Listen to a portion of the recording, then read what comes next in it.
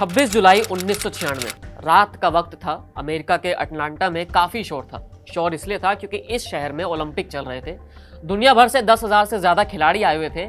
उस ओलंपिक में कुल 26 खेल शामिल थे और दांव पर 271 मेडल लगे थे।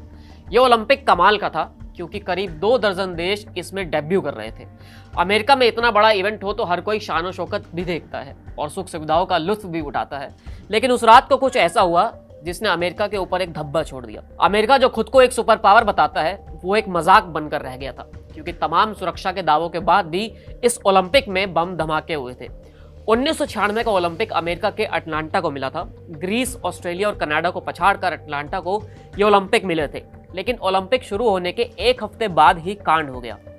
26 जुलाई 1996 की रात को ओलंपिक वाले एरिया में एक पार्क बना हुआ था। ये पार्क इसलिए बना था ताकि लाइव शो और बाकी प्रोग्राम्स यहाँ पर हो सके। उस रात भी करीब 15,000 लोग यहाँ पर थे। तापमान 90 डिग्री का था। अमेरिका में तापमान फ़ारेनहाइट में नापा जाता है, इसलिए हैरान होने वाली बात नहीं है। उस रात को भी वहाँ पर एक इवेंट चल रहा था। इसी भीड़ में एक शख्स जिसने एक नीली शर्ट और नीली जीन्स डाली हुई थी वो वहीं पर घूम रहा था। उसके कंधे पर एक बैग था। शायद वहाँ कुछ लोगों से ज़रूर टकराया होगा, लेकिन कुछ ही देर में उसने एक बैग को अपने साइड में रख दिया और खुद बाहर निकल गया। इस बैग में 3 पाइप बम थे जिसमें से धुआं निकल रहा था। जब धुआं रुकता तो बम फट जाते। जिसने बम रखे उसका नाम एरिक रॉबर्ट रुडोल्फ था। लेकिन इसी धुएं निकलने के प्रोसेस में वहां खड़े एक सिक्योरिटी गार्ड रिचर्ड जोएल ने उस बैग को देखा। रिचर्ड ने 911 को अलर्ट किया। बम स्क्वाड आने की तैयारी कर रही थी। इस बीच वहां मौजूद लोगों को हटाया गया, लेकिन 15,000 लोगों को इतने कम समय में बाहर नहीं निकाल सकते हैं। थोड़ी ही देर में जब समय पूरा हुआ तो बम फट गए। सैकड़ों लोग घायल हुए और उस बम धमाके में 2 लोगों की मौत हो गई। ओलंपिक पार्क में भगदड़ मच गई थी। हर किसी को अपनी जान की पड़ी थी, लेकिन पहले ही अलर्ट करने की वजह से काफी लोगों की जान बच गई थी। अब तो ये उस बम धमाके और घटना की बात हो गई, लेकिन अमेरिका में असली खेल तो तब हुआ जब घटना की जांच शुरू हुई। बम धमाके के बाद पहले तो उस सिक्योरिटी गार्ड की तारीफ हो रही थी जिसने बम धमाके के लिए अलर्ट जारी किया था, लेकिन बाद में कुछ मीडिया हाउस ने उसे विलन बना दिया।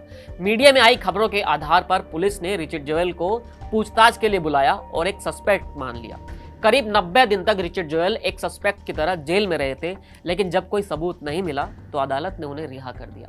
ये अमेरिकी सुरक्षा एजेंसियों के लिए एक और झटका था, क्योंकि पहले वो बम धमाके नहीं रोक पाए और फिर आरोपी नहीं ढूंढ पाए। इन बम धमाकों को करने वाला एरिक रॉबर्ट रुडोल्फ था, जो उस वक्त 29 साल का था। एरिक रॉबर्ट रुडोल्फ ने कुल 4 धमाके किए थे, लेकिन उसका पहला धमाका ओलंपिक में ही हुआ था। 2003 में जब एरिक रॉबर्ट ने एक जगह कूड़ा उठा रहा था तब उसे पुलिस ने गिरफ्तार कर लिया था। 2 साल बाद यानी 2005 में उसने अपने सभी गुनाह कबूल कर लिए थे और माना था कि सभी बम धमाके उसने ही किए हैं। इस केस में एक कमाल की बात और भी थी।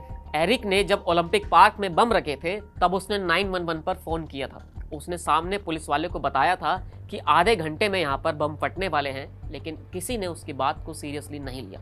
बाद में उसी पुलिस ने उसकी तलाश में न जाने कितनी टीम बनाई और सालों साल इंतजार किया। इस कहानी में इतना ही। फिर मिलेंगे नई कहानी के साथ। शुक्रिया।